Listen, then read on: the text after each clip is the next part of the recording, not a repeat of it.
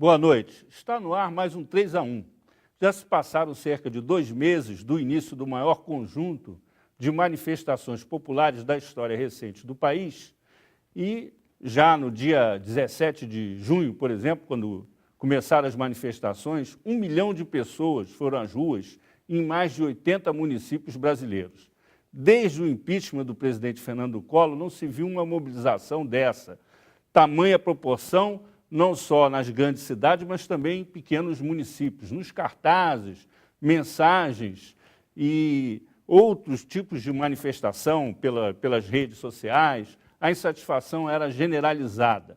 Nós estamos aqui no estúdio ao vivo para discutir o que aconteceu, o significado social dessas manifestações, por que tanto descontentamento com a classe política, enfim, o que está acontecendo hoje em nosso país. E para isso nós contamos com a ajuda dos nossos convidados que vão avaliar as conquistas desse movimento e também o legado dessas manifestações, enfim, discutir o que fazer diante da chama que se acendeu em nossa democracia. Ao meu lado estão a cientista política e professora de comunicação da Universidade do Estado do Rio de Janeiro, Alessandra Aldê, Rafael Volter, coordenador da pós-graduação de Psicologia Social da UERJ, e a pesquisadora Marília Maciel, do Centro de Tecnologia e Sociedade da Faculdade de Direito da Fundação Getúlio Vargas do Rio de Janeiro.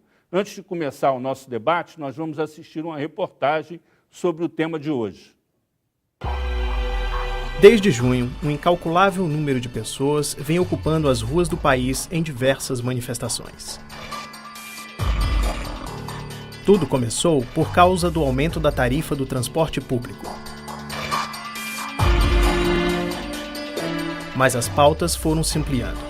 Os gastos excessivos da Copa, a corrupção, a falta de segurança e melhorias nos serviços públicos em geral. Nós nunca tivemos, em escala nacional, praticamente em todas as cidades, uma multidão tão expressiva da população protestando. E aí, viva a juventude brasileira, uma população de jovens e sem bandeiras partidárias. São movimentos sem lideranças específicas, né? São movimentos multifocais e são movimentos que não têm objetivos específicos. Na verdade, esses movimentos procuravam demonstrar um descontentamento amplo e abrangente com a forma de se fazer política no país, com a forma de gestão dos recursos públicos, com o direcionamento que é dado às verbas públicas e com a corrupção de modo geral. As manifestações tomaram conta das redes sociais e ganharam as ruas do Brasil e de outros países, onde manifestantes brasileiros aderiram ao movimento. A mídia internacional também repercutiu os protestos. Os políticos brasileiros ficaram atônitos com os gritos das ruas. Mas não tardaram em tomar algumas medidas para conter os ânimos.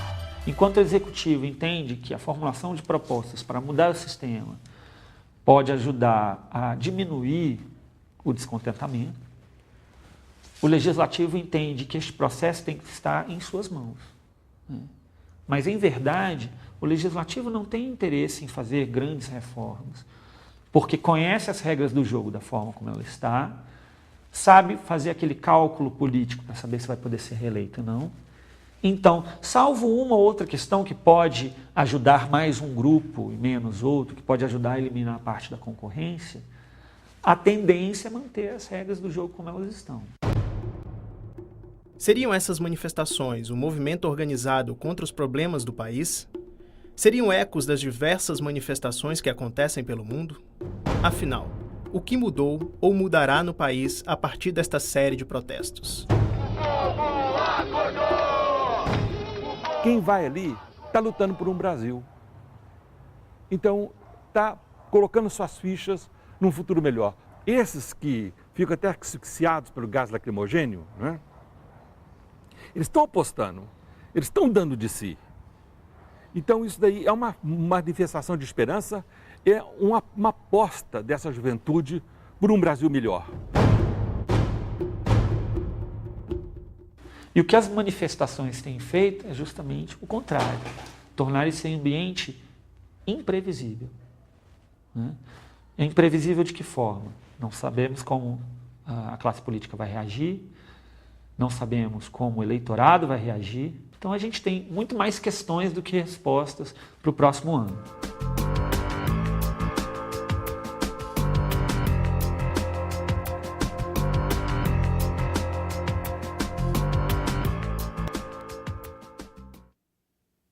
Alessandra, nós assistimos aí a reportagem, você é cientista política. Normalmente, esses movimentos surgem a partir de um programa, ou pelo menos de um conjunto de palavras de ordem em torno das quais as pessoas se reúnem, se mobilizam, se faz muita agitação. E aparentemente, esse movimento faz o caminho completamente inverso, né? Surgiu com uma reivindicação muito específica, que foi a luta contra o aumento das passagens de ônibus, e, de repente, explodiu assim, num mosaico de tendências, reivindicações, bandeiras, críticas, muita sátira, inclusive, muito bom humor, e também ações violentas, radicalizadas, vandalismos, enfim. Se tornou um grande movimento de massa sem um programa claro. O que está acontecendo, do teu ponto de vista? Acho interessante até você começar com essa ideia de que existe um modelo normal para as manifestações políticas. Na verdade, o que existe é uma expectativa nossa, né, de manifestações políticas do formato como a gente conhecia, né, como das quais a gente já participou, sei lá, eu nos anos 80, você talvez em outras épocas também. Né? O que eu acho que hoje tem elementos novos que realmente fazem com que essas manifestações a gente esteja analisando, né, com certo cuidado à medida que acontecem. É um fenômeno recente que eu acho que tem elementos de novidade, sim. Né? Então, primeiro eu acho que... Só para historiar, né? Por exemplo, se a gente pega a história do Brasil, né? Então você tem o movimento dos Inconfidentes, foi por causa da derrama. Você tem a campanha abolicionista, foi contra a escravidão. Você tem o movimento republicano. Você tem a campanha civilista do Rui Barbosa. Você tem a luta pela redemocratização em 45, a anistia, direta já, a campanha do impeachment. Quer dizer, você tinha um objetivo determinado. Agora a situação é completamente diferente. O que é isso? De modo geral, eu acho que você tem demandas políticas e sociais presentes na sociedade, já tinha antes, então o movimento Passe Livre e outros movimentos, principalmente urbanos, relativos às vezes aos direitos da cidade, de mobilidade. Por isso que eu acho que talvez o movimento Passe Livre seja o que aparece. Né? Não começa em junho, em 2013 mesmo, em outras várias capitais já estava tendo manifestações desse tipo. E o que eu acho que é a novidade é o papel das redes sociais, que vocês, né, que nós todos estamos identificando como um elemento importante. Ou seja, de certa forma, congregou-se várias iniciativas, movimentos que existiam, que têm sim suas demandas, seus líderes, tanto que depois desses auge da onda, o que eu acho interessante pensar a dinâmica da internet, da circulação da opinião e da informação na internet como ondas. A internet ela é muito segmentada. Então, às vezes, outro dia eu estava mesmo escutando o pessoal do Mídia Ninja falando na televisão, às vezes as pessoas que estão engajadas e os ativistas têm a sensação de que na internet só tem ativista, certo? Porque é possível você se comunicar só com seus grupinhos, só dentro da Kombi, por exemplo, do pessoal ecológico ou do pessoal do Passe Livre.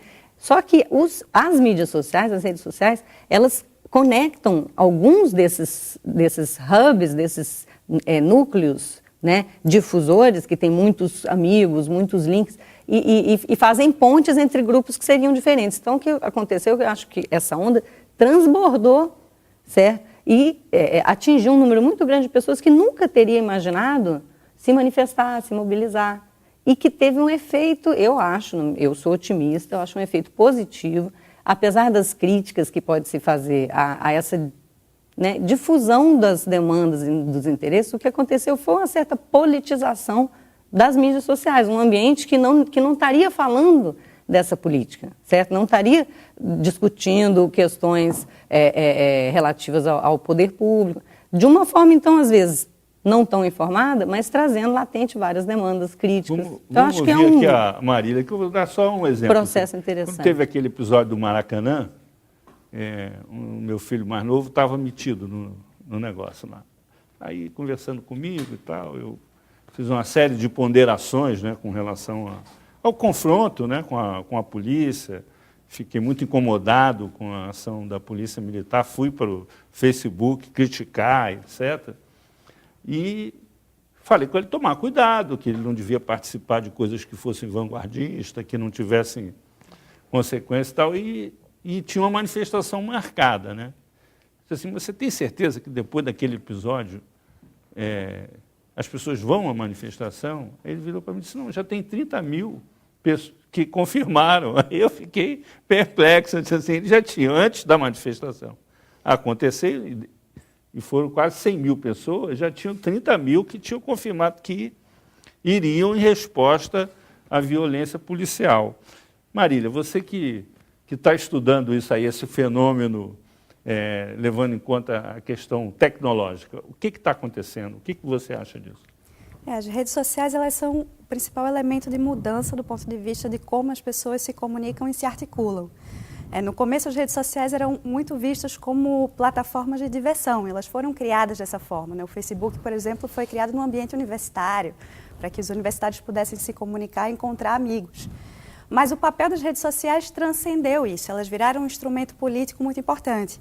Se a gente perceber as últimas mobilizações fora do Brasil, a Primavera Árabe na Tunísia, no Egito, a própria movimentação na Turquia, todas elas tiveram um uso intensivo de redes sociais.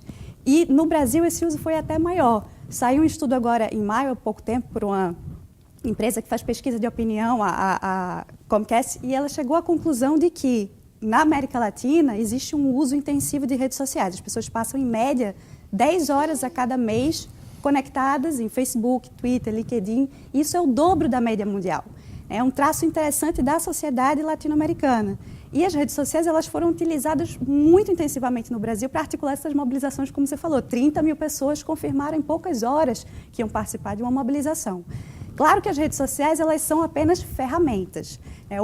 O significado da mobilização está na insatisfação das pessoas, na insatisfação que existe por baixo desse tecido que é feito pelas redes sociais. Ou seja, as pessoas tinham demandas específicas, elas tinham insatisfações, e elas encontraram nas redes sociais uma maneira de vocalizar. Eu acho que há duas mudanças muito interessantes que as redes sociais trazem. A primeira, tem um professor que nomeia isso como a loose association, ou seja, uma associação difusa entre as pessoas. É possível que pessoas que nunca se encontraram no ambiente offline possam, em questão de horas, se unir em torno de um tema, de uma pauta específica. Vão para a mobilização, estão ali carregando cartazes e poucas horas depois se dispersam e não necessariamente vão se encontrar novamente. Isso é uma dinâmica totalmente diferente de um partido político, de uma associação política tradicional. A outra mudança é que as redes sociais, elas tomaram muito lugar da mídia tradicional, principalmente nessa mobilização. Então, se notou, por exemplo, que diferentemente do Fora Collor, não foi a televisão que pautou a juventude. Muito pelo contrário, a juventude teve até uma reação um pouco refratária de comprar o discurso da TV ou dos canais de mídia tradicionais. Eles citavam os próprios amigos, os amigos que participaram das mobilizações, que tinham histórias para contar e começaram a ser citados por aqueles amigos e aquelas histórias se expandiram pelas redes sociais. Então, acho que os relatos, né? Os relatos, exatamente. É uma modificação Agora, muito interessante. Vamos ver que o Rafael, a psicologia desse, vamos dizer assim, principalmente jovem, né? Nós somos jovens, a adesão foi maciça e generalizada, mas o movimento foi liderado pelos jovens, né? Qual é vamos dizer assim, a psicologia desses jovens? Porque até então se dizia que esses jovens eram alienados, individualistas, consumistas, que não estavam nem aí para a história do Brasil e, de repente, eles resolveram protagonizar não só o futuro deles, mas o futuro do país, porque eles estão pautando os políticos, os partidos, os sindicatos, eles estão pautando a mídia, todo mundo. O primeiro ponto é que, historicamente, as grandes mobilizações têm uma proporção elevada de jovens participando. Se pensarmos na Revolução Francesa, por exemplo, a multidão que estava presente no dia 14 de julho, por exemplo, eram jovens. Se pensarmos na Revolução Russa, os marinheiros de Kronstadt, boa parte eram jovens. Então, esses fenômenos de mobilização geralmente são... Talvez não nasçam com os jovens, mas pelo menos têm nos jovens o seu vetor para o desenvolvimento físico, no espaço físico. Ou seja, os que vão à rua frequentemente são muito jovens. Em termos de psicologia social, essas manifestações elas são até clássicas em diversos pontos de vista. Primeiro, como ocorre a comunicação, já que estávamos falando das redes sociais. Toda vez que uma mensagem aparece, aí vamos pegar, por exemplo, o discurso da Dilma, da presidente Dilma, durante o auge dos eventos. Ocorrem 3 processos clássicos na comunicação. Primeiro, uma redução da mensagem. As pessoas lembram de poucos aspectos e repassam aos outros, aos seus amigos, aos seus colegas, uma mensagem reduzida. Essa redução acentua o que sobrou, tá? E, no fim, há uma certa transformação para se entender o que a pessoa deseja compreender. Então, quando falamos dos jovens, eles estão nessa luta, ao meu ver, por 2 aspectos. Primeiro, por um Brasil melhor, tá?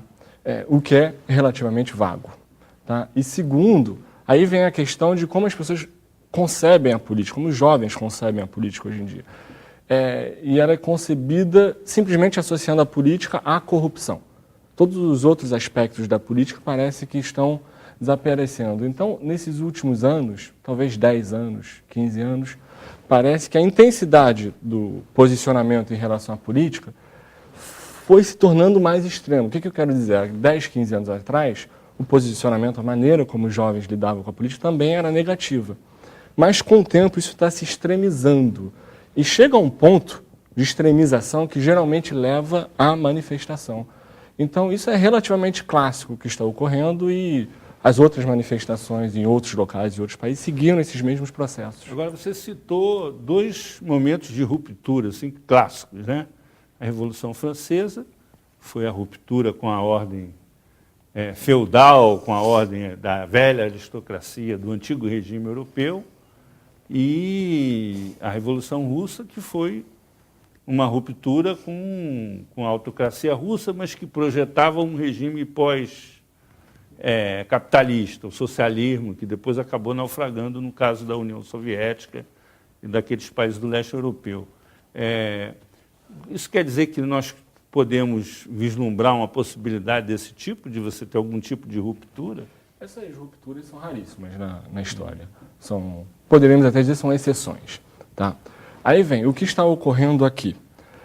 É uma manifestação, como eu já disse, clássica. Para que ela tenha efeito, diversos trabalhos da psicologia social apontam para 2 características, ou seja, para que uma mudança ocorra. É necessário uma consistência, uma dupla consistência, ou seja, é necessário que a juventude esteja coesa. Se ela se fragmentar em muitos grupos com pedidos diferentes, o efeito, a força do pedido será bem menor. E o segundo aspecto é que, e aí vem o problema, a meu ver, por isso que eu sou relativamente pessimista em relação à mudança, é que é necessário que isso se mantenha, o que chamamos de diacronicamente, ou seja, essa mudança tem que durar no tempo, ou seja, as manifestações têm que voltar de vez em quando, todo mês, as pessoas têm que continuar. Caso isso ocorra, aí sim uma mudança poderá surgir.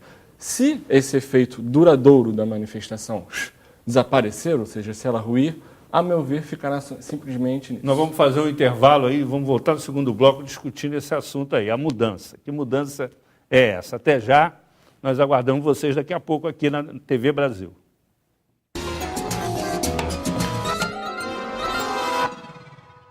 Voltamos com o segundo bloco do 3-1. Nós estamos assistindo hoje manifestações novamente em São Paulo, aqui no Rio de Janeiro, ou seja, o movimento continua. E o Rafael havia falado no final do bloco passado que esse movimento, para ele realmente representar uma mudança, ele precisaria ter continuidade, ele precisaria continuar vivo.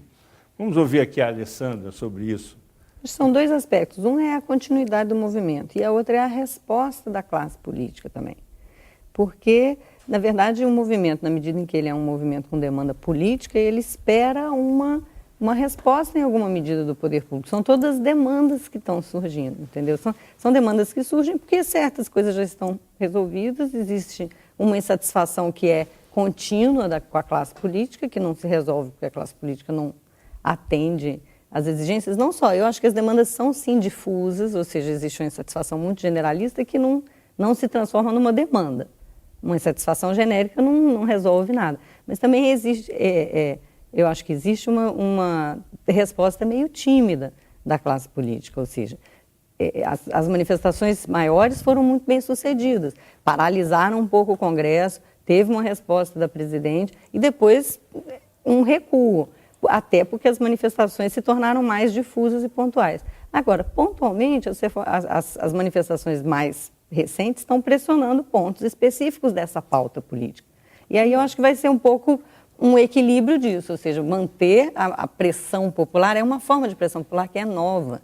Eu tive uma aluna que falou assim, eu não sabia que a minha geração podia fazer isso. Então isso é um ganho de poder, entendeu? Agora, isso vai depender muito também de uma resposta, eu acho. Vamos ouvir um pouco o que as pessoas que não estão na academia, né, que estão aí no dia a dia vivendo essa situação, pensam. Particularmente para mim mudou muito pouco. Muito pouco. Eu acho que o povo devia sair mais na rua para protestar mais, entendeu? E o governo devia dar mais atenção, né? Porque, afinal de contas, eles estão lá porque nós o colocamos lá, né? A pressão do povo devia ter sido maior. Eu acho que é a consciência do povo, né? A participação. Tava precisando mesmo que o pessoal se mobilizasse um pouco mais. Agora falta a liderança, né? Eu acho que mudou tudo, né? As pessoas estão começando a prestar mais atenção no dia a dia. Também não sou muito a favor do quebra-quebra. Acho que a democracia tinha que prevalecer acima de todas as coisas. Acho que é uma conscientização da população, né? Que era tanta arbitrariedade, tanto mal feito. Eu acho que isso veio a conscientizar um pouco mais a classe política dos seus deveres que, na realidade, não estão cumpridos. Eu espero que mude, que essas reivindicações todas sejam atendidas, que é o anseio geral da população.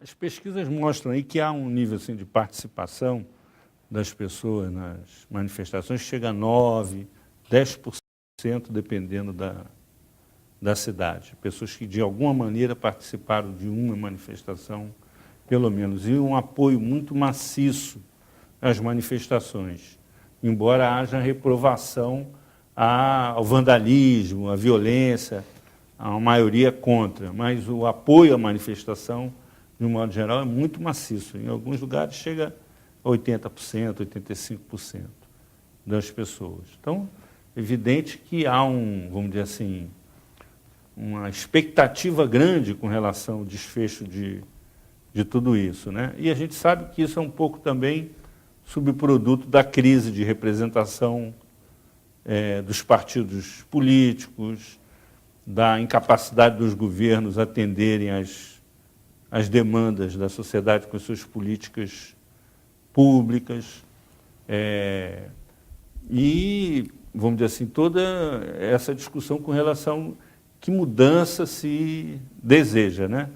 Você fala assim, já há um ganho de mudança quando as pessoas estão na rua. Agora, elas estão na rua porque elas querem mais mudança, né? Uhum. O que seria essa pauta? Porque isso tem que convergir para algum lugar, né? O que seria essa pauta? Isso vai desaguar nas eleições do ano que vem naturalmente ou antes do ano que vem tem que acontecer alguma coisa aí relevante? Eu acho que seria desejável que não se pensasse só em relação às eleições, porque isso é uma perspectiva muito institucionalista, ou seja, muito própria da gente, de jornalistas, estudiosos, da própria classe política, de atrelar a política a representação mais formal. E eu acho que, na verdade, o que está se vendo na rua, e aí eu acho que a gente pode generalizar até para os movimentos de fora do Brasil, que tem uma característica comum, que é dizer eles não nos representam. É uma espécie de uma reclamação em relação à política mais institucional. Então, o que eu acho interessante é que a política institucional consiga abrir canais para entender essa questão. O que eu vejo, por exemplo, um ganho, mais do que as pessoas estarem na rua simplesmente, a interação entre a rua e a rede social, eu acho que é muito significativa. Por exemplo, a reflexão que a rede social faz no pós-rua, digamos, como as pessoas dizem assim, olha, mas teve isso não foi legal, as pessoas estão achando que isso é aquilo. Uma tentativa de algumas pessoas influenciarem as outras, educarem as outras, esclarecerem as outras. Isso tudo é um processo de cultura política. Isso eu acho que é uma mudança positiva. Vou te fazer uma provocação. Você está falando, sempre colocando assim, a contradição entre o velho e o novo como uma contradição entre gerações. Mas a gente sabe que essa contradição se resolve dentro de cada geração, independentemente de ser a geração mais nova. Essa contradição entre o velho e o novo existe entre os jovens e tem que se resolver entre os jovens. Ela não se resolve só os jovens contra os mais velhos. Como é que essa coisa pode evoluir, Rafael? Primeiro, conforme até já havia dito, as manifestações são clássicas. O que foi curioso foi essa dormência do Brasil durante 20 anos. Tá? Porque ocorreram uma série de manifestações nos anos 80, depois tiveram as manifestações no início dos anos 90, então o curioso foi essa ausência de mobilização durante mais ou menos 20 anos. Tá? O que também não é usual. Geralmente, cada geração, aí vem essa questão de como as gerações se comportam. Quase toda geração teve seu combate, teve sua luta, foram para as ruas, de 10 em 10 anos surgem. É o que alguns autores até chamam, fazendo um paralelo, de período crítico. As pessoas entre 15 e 25 anos estão num período de sua vida em que mais tarde valorizam mais, se rememoram mais dessa época. Não é um período normal da vida. Então, o curioso foi essa dormência. Aí vem o segundo ponto. Para que os jovens manifestassem, e eu acho que o foco dessa manifestação foi a política, como falando, mas mais exatamente a corrupção, essa questão da legitimidade que já foi abordada aqui. Aí vem a questão, quando as pessoas manifestam, em geral, é que chegaram num grau afetivo extremamente elevado, de uma rejeição extrema. E vários trabalhos demonstram que surge um outro problema em paralelo a isso. Aí vem a questão do diálogo, a falta de diálogo possível quando a pessoa está, ou quando o grupo está com um afeto extremizado. É muito difícil negociar, até mesmo porque nesse caso não tem instituições fazendo o meio termo. Então os jovens foram às ruas porque não aguentaram mais, é visceral. Tá? Agora, quanto à negociação, vamos ver o que vai acontecer, mas ela não parece simples. Agora vamos ouvir a Marília aqui. A gente já vinha assim, percebendo, já todo mundo, em qualquer ambiente familiar, isso é muito visível, né? Uma busca dos jovens pela sua própria identidade. E como toda geração nova, transgredindo em relação aos valores, costumes da geração mais antiga. Agora, com o advento das redes sociais, essa facilidade em relação à comunicação, isso deixou de ser uma coisa, vamos dizer assim, virtual e passou a se tornar vamos dizer assim, uma manifestação física muito vigorosa. Quer dizer, a energia de um movimento de massas com centenas de milhares de pessoas é uma coisa muito vigorosa, socialmente falando. Como é que essa interação aí ela tende a evoluir, na tua opinião? Você que acompanha isso do ponto de vista do advento, né, dessas tecnologias, dessas novas formas de comunicação. Bom, todos os estudos sobre isso ainda são muito recentes, né? Os fatos aconteceram há muito pouco tempo para a gente ter o recuo histórico para olhar para eles. Mas algumas pesquisas iniciais tentam chegar à conclusão de qual a relação que existe entre as redes online e as redes offline. E um deles me chamou bastante atenção, de uma pesquisadora chamada Raquel... Só para a gente entender, o que você chama de rede offline? Rede offline são as pessoas que se comunicam, seja num partido político, seja numa agremiação, seja num espaço em que elas convivem frente a frente. Tradicional. A convivência tradicional. E aí tem uma pesquisa que eu achei muito interessante, de uma pesquisadora chamada Raquel Requeiro. Eles fizeram um levantamento de vários tweets, ou seja, aquelas mensagens de 140 caracteres pelo Twitter durante as manifestações. E é interessante perceber que no começo havia um descontentamento com pautas muito difusas que não chegava no governo federal. E de repente aquilo chegou no governo e a Dilma foi a público fazer um pronunciamento. E ela conseguiu mapear os tweets depois do pronunciamento. E é interessante que os tweets que estavam apoiando a Dilma, que usavam aquele hashtag Tamo Junto Dilma, tudo junto no Twitter, eles eram de pessoas que provavelmente se conheciam de fora da rede social, porque elas estavam muito próximas em termos de mapeamento e elas estavam muito interconectadas. E isso facilitou que elas conseguissem reverberar aqueles tweets com maior efetividade nas redes sociais.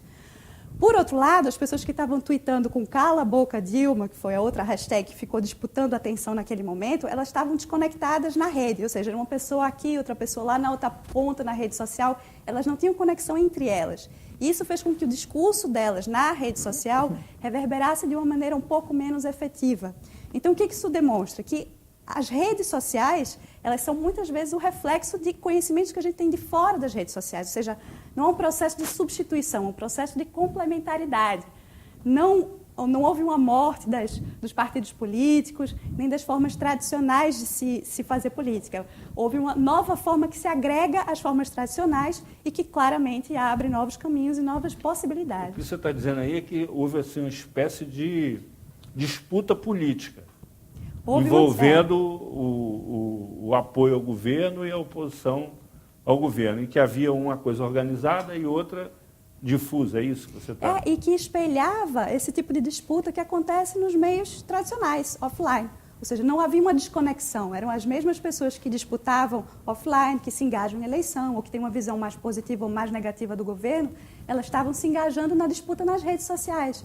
Ou seja, não é desconexo, há uma conexão entre a forma de fazer política tradicional e a forma de fazer política online. Bom, já que você falou nisso, então, vou colocar um outro tema aqui para a gente conversar sobre ele.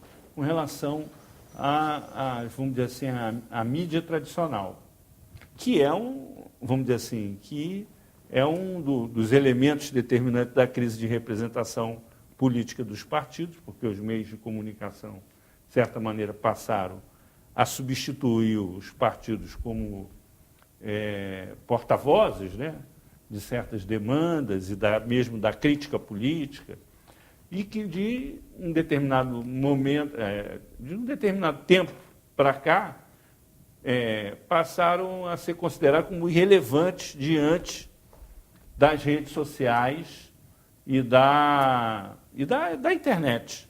Porque os jovens hoje, por exemplo, a mídia impressa, os jovens hoje praticamente não leem jornal. Eles se informam pelas redes sociais. Agora, se você for observar o conteúdo da contestação que é feita pelos jovens e que ele destacou muito bem, convergindo para a questão ética, para a questão da corrupção, de certa maneira, essas mídias tradicionais ficaram martelando e fazendo denúncias e que eram consideradas irrelevantes, e essa coisa, de repente, se propagou pelas redes sociais. Há alguma conexão entre essas duas coisas ou não? Eu acho que há. Inclusive, é um ponto que a classe política deve se perguntar. Como agregar nas formas tradicionais de se fazer política, na nossa democracia tradicional, os meios de participação online? Só para citar um exemplo prático. Há 2 anos começou um processo de discussão de uma lei que se chama Marco Civil da Internet, que é uma lei que visa estabelecer direitos e obrigações de todos aqueles que usam a internet no Brasil. Essa lei ela foi discutida de maneira colaborativa online, houve a contribuição de muitos internautas, então ela foi construída a muitas mãos. E foi um exemplo, acho que é o principal exemplo de uso da internet para discussão democrática no Brasil, mostrando que isso é possível ser feito. Mas, por outro lado, toda lei ela tem um trâmite natural, ela precisa passar pelo Congresso para ela poder ser aprovada e ter legitimidade congressual. Então, essa lei foi encaminhada para o Congresso. E ela se encontra parada há 1 ano, por conta de lobbies das empresas de telefonia, que têm discordâncias com pontos específicos da lei. Meu ponto essa forma nova de fazer democracia, quando ela encontra a forma tradicional, existe um choque, não está havendo uma sinergia. E aí eu acho que esse seria um ponto fundamental para a gente pensar na reforma política. A gente está pensando em pautas muito importantes, como o financiamento público, partidos políticos, mas como agregar essa nova forma de se fazer política, que é através da internet, a democracia direta online, com as formas tradicionais de discussão de projetos legislativos no Brasil. Ou seja, uma lei como essa, que teve o grau de discussão que ela teve durante tanto tempo online, será que ela não deveria tramitar no Congresso Nacional de uma forma um pouco diferente, de uma forma um pouco mais célere, levando em consideração toda a discussão política, o debate público que já existiu antes? Ou seja, esse é um ponto que eu acho que precisa ser levado em consideração. Aparentemente, assim, a tendência do Congresso é fazer coisas que salvem os políticos da guilhotina da eleição. Tradicionalmente é assim, quer dizer, você há o lobby das empresas e tal, mas tem uma resistência também, o instinto de preservação dos... Nem japonês, nem político japonês faz harakiri, né? Eles procuram sobreviver. Como é que, Alessandra, você vê essa conexão assim, entre as pessoas que estão nas redes protestando, os formadores de opinião tradicionais e os políticos? Eu queria até voltar na questão que você falou da mídia tradicional, que eu acho que é muito importante, ou seja, essa impressão que a gente pode ter, talvez, de que a mídia tradicional, a imprensa mesmo, o jornalismo, possa se tornar irrelevante com as pessoas conectadas nas redes sociais. Eu não vejo assim, tá? Até porque eu acho que a gente, às vezes, cai numa simplificação muito grande ao pensar que o internauta tem um perfil único.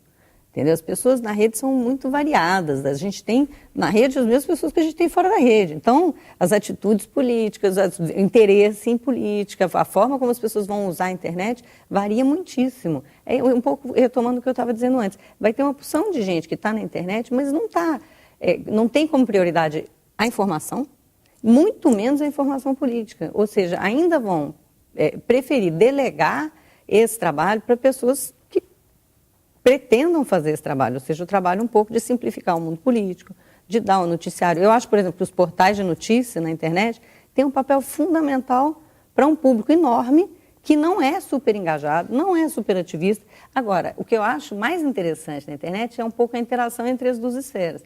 As ondas de interesse nas mídias sociais acompanham muito o foco do noticiário da grande mídia. Essas coisas não estão desconectadas. E, ao mesmo tempo, a grande mídia agora tem mais dificuldade de ignorar ondas de grandes dimensões que surjam nas mídias sociais. É porque não acontece mais nada que não tem alguém que tenha documentado.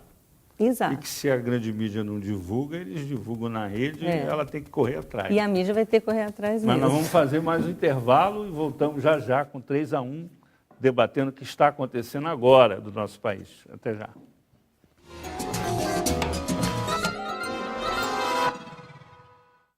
Voltamos com o terceiro e último bloco do 3-1, que hoje debate essas manifestações que estão ocorrendo pelo Brasil inteiro. Nós estamos aqui fazendo um balanço desses 2 meses de agitação, de manifestações pelo país, comportamento do governo, da imprensa, dos políticos.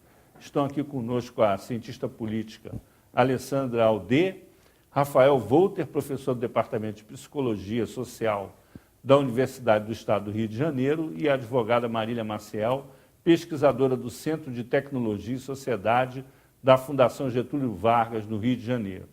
Vamos retomar aqui a nossa conversa e tentar entender um pouco como é que os políticos estão reagindo diante do que está acontecendo. Você falou 20 anos sem manifestações, assim, houve, vamos dizer assim, um certo, para usar uma expressão que os cientistas políticos gostam, um certo transformismo dos partidos políticos que faziam oposição e chegaram ao poder e, a partir do momento em que chegaram ao poder, passaram a cuidar de uma agenda que seria a agenda de qualquer governo, um pouco mais assim, um pouco mais assado, mas a agenda que qualquer governo tem que tomar conta da economia, tem que tomar conta das políticas sociais, etc. E um certo também, vamos dizer assim, cansaço, né, dos sindicatos, dos movimentos sociais tradicionais, que passaram a ter mais poder de negociação com o governo. De certa maneira, isso gerou um pouco essa calmaria política desses 20 anos.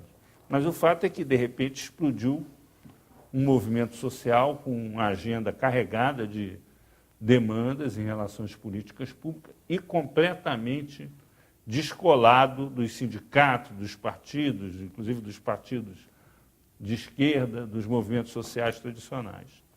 Como é que vamos dizer assim, essas duas vertentes aí da nossa vida nacional e da representação vão se encontrar, na sua opinião, Alessandra? Ou elas nunca vão se encontrar? A gente espera que sim, né? Que tenha uma solução democrática para essa confluência, porque eu acho que é do interesse da sociedade.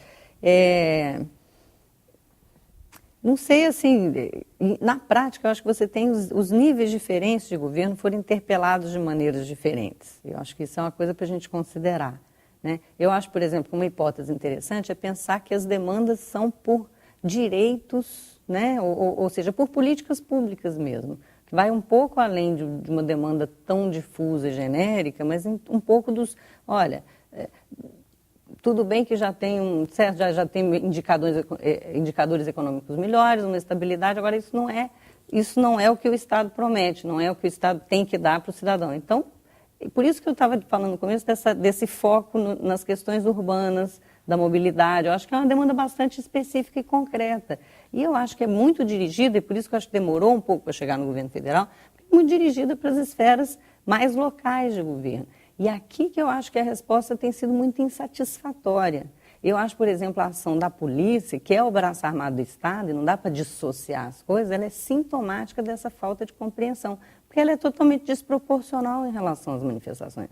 E foi isso, aliás, a atuação da polícia, a meu ver, é uma dos incentivos, foi uma das coisas que fez as manifestações crescerem, agora, por causa dessa... Tema, assim, essa coisa colocou na ordem do dia aí dos movimentos o tema da violência. Que é... Porque você tem grupos que se organizaram para enfrentar a polícia. Por exemplo, o último jornal do PSTU, que é a antiga Convergência Socialista, que é um grupo de esquerda radical, vamos dizer assim, faz uma crítica duríssima aos Black Bloc e a ação deles nas manifestações.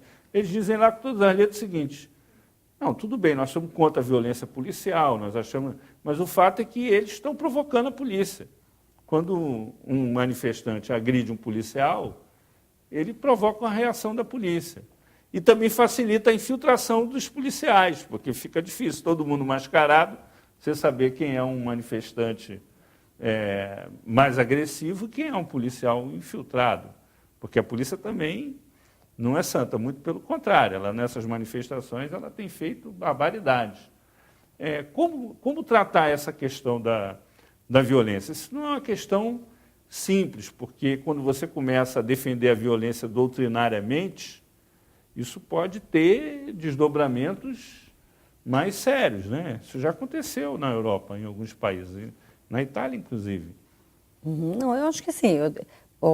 Nas Brigadas Vermelhas, lembra do caso das Brigadas Vermelhas? Eu acho que os Black Blocs têm lá a sua ideologia pró-violência, mas todos os movimentos com demandas políticas mais específicas, na verdade, eles são prejudicados estrategicamente pela atuação dos Black Blocs justamente por isso, porque ajuda a deslegitimar a manifestação, facilita a ação violenta da polícia. Então, você tem... Agora, uma manifestação desse tipo ela é muito aberta, é muito difícil você controlar quem vai. Vamos ouvir aqui a Marília, você que é advogada, sobre essa questão da violência. Bom, eu acho que, em primeiro lugar, vários estados, não só o Estado brasileiro, depois dos seus regimes ditatoriais, eles não fizeram dever de casa no sentido de, primeiro, expurgar algumas pessoas que fizeram parte desse regime, que deram sustentação a esse regime, das suas forças militares e policiais. A Alemanha não fez isso depois da Segunda Guerra e o Brasil também não fez isso. O Brasil tem enormes dificuldades para abrir arquivos da ditadura, de encontrar os culpados. Então, a gente tem um mix ainda dentro das forças policiais e do aparato do Estado, de uma ideologia ainda que convive com aquela época ditadura militar. E eu acho que isso ficou muito claro em alguns momentos da manifestação. Por exemplo, aqui no Rio de Janeiro, a gente quase aprovou, uma legislação muito draconiana no que diz respeito ao controle do incitamento à violência, ou a leitura que o governo do Estado fazia do que seria incitamento à violência nas manifestações, que ia ter consequências muito negativas do ponto de vista da liberdade de expressão das pessoas online. E é preciso que a gente perceba que as redes sociais elas têm um duplo viés. Se, por um lado, as pessoas podem usar essas redes sociais como instrumento de liberdade de expressão, de manifestar seu pensamento político, por outro lado, o uso das redes sociais facilita muito o papel do Estado de controlar o discurso das pessoas. É muito fácil para a polícia, para o regime militar, monitorar o que está sendo dito nas redes sociais e até prever a ação dos manifestantes. Existe até uma proposta de que as redes sociais elas passem a ser monitoradas, isso Twitter, Facebook, até o próprio WhatsApp, que é um serviço de mensagens privadas por celular, que passem a ser monitorados o tempo todo por uma parceria com a ABIN, que é a Agência de Segurança Brasileira. Essa proposta está em discussão e a gente, como sociedade civil, ainda não tem muita clareza de quais seriam os objetivos. Mas para isso vai precisar de uma ajudazinha dos americanos, né? Porque o satélite pois é deles. A vigilância está generalizada por parte de vários governos e o nosso governo também, até agora, também não tem sido uma exceção. O governo quer ter controle da informação online. Então, é preciso também que a sociedade civil, a partir de leis que garantam liberdade de expressão, elas coloquem um limite também no poder público daquilo que ele pode ou não monitorar ou controlar. Vamos ver aqui o Rafael aqui para... só para encerrar, né? Vamos dizer assim, a famosa interpretação do Sérgio Buarque, né, de Holanda, do brasileiro como um homem cordial. Mas a gente sabe que a história do Brasil ela está aí permeada por situações de muita violência, de conflitos políticos e sociais violentos. Como é que você vê essa questão da violência, que é tão comum, inclusive, nas zonas rurais, nos locais remotos do país, agora nas grandes cidades? Para começar, essa questão da violência com a multidão também é muito comum. Até mesmo as multidões começaram a serem pensadas pela academia por causa de questões jurídicas. 50 pessoas lincham um judeu, por exemplo, como ocorria no século XIX e ocorreu no século XX. E a polícia vai e pega um. Ele é responsável ou não? Por quê? Porque as multidões propagam violência. Ou seja, uma mesma pessoa que num ambiente não quebraria o Banco Itaú, não quebraria um vidro. Vou fazer um paralelo com o futebol. Um torcedor do Flamengo que está batendo num torcedor do Vasco, em outro ambiente, ele nunca faria isso. Ele pode ter um irmão vascaíno, um pai, um avô. Então, essa questão da violência nas multidões... Da turba, sim, ela é muito frequente. E, eu quase que diria de forma pessimista, quando 3 milhões de pessoas vão às ruas, infelizmente é muito provável que alguém vá morrer. Você acha que isso é uma decorrência do processo? Não ocorre. É meio inevitável. Dá para evitar, sim, mas a probabilidade é elevadíssima de que violência ocorra, de que a cidade comece a ser destruída. Por isso que a manifestação ela deve ser pensada antes. Qual o local, qual o ambiente apropriado para acolher, por exemplo, 50 mil pessoas, 500 mil pessoas. Por quê? Porque movimentos de raiva espontânea ocorrem. E, às vezes, até movimentos de pânico, onde as pessoas podem se pisotear e tal. Então, a violência ela é intimamente associada à multidão. Isso historicamente, porque o Estado começou a pensar a multidão por causa dessas consequências nefastas. Agora, há sempre uma reação, né, da sociedade contra a violência. Toda vez que acontece um episódio mais grave, mais trágico, a sociedade se mobiliza, se protege. A maioria das pessoas se posiciona contra a violência e se manifesta contra. Sim. Até nas manifestações, isso é visível nos cartazes e tal. Mas há um dado aí que eu acho que, para encerrar, quase que editorializando aí o final do programa, é uma constatação, né, que a polícia está muito despreparada para lidar com esse fenômeno e, aparentemente, ele veio para ficar, né? Nós vamos passar a ter essas manifestações com mais frequência. Para encerrar rapidinho, professora Alessandra, você acha, então, que, assim, você tinha falado antes, você tem esse processo, tem uma eleição ano que vem, esse processo tende a ultrapassar a eleição do ano que vem e persistir, e passar a ser da vida Eu da espero que sociedade? sim. Eu acho que ele antecede as eleições. Você mesmo está falando aí desse tema candente, que é a questão da polícia militar, que eu acho que está tão evidente, entendeu? E é diário. Da minha casa eu fico escutando os bombardeios que cercam cada manifestação que acontece ali no Palácio de Guanabara. Então, é uma coisa que está na pauta e antecede e se sucede. Isso não vai ser resolvido com as eleições de 2014. Você concorda que não vai ser resolvido na eleição, que vai continuar, ou você acha que a eleição vai dar uma acalmada? Eu acho que é um processo de aprendizado. Eu acho que as pessoas estão em processo de entender a sua força política, a sua capacidade de mobilização e dando um recado muito claro de que elas não querem somente ser incluídas como consumidoras na sociedade brasileira, elas querem ser incluídas como cidadãs que possuem direitos e querem ter acesso a determinados serviços públicos de qualidade. Então, acredito que a partir do momento que a gente entra num processo de aprendizagem, não tem mais como retroceder. Rafael, nosso tempo acabou. Eu ia pedir para você encerrar, mas não deu. Nós vamos ter que ficar por aqui. O 3-1 volta na próxima quarta-feira, às 20h aqui na TV Brasil. Nós agradecemos a participação da Alessandra, do Rafael, da Marília e também a audiência de vocês. Até a próxima quarta-feira, aqui na TV Brasil.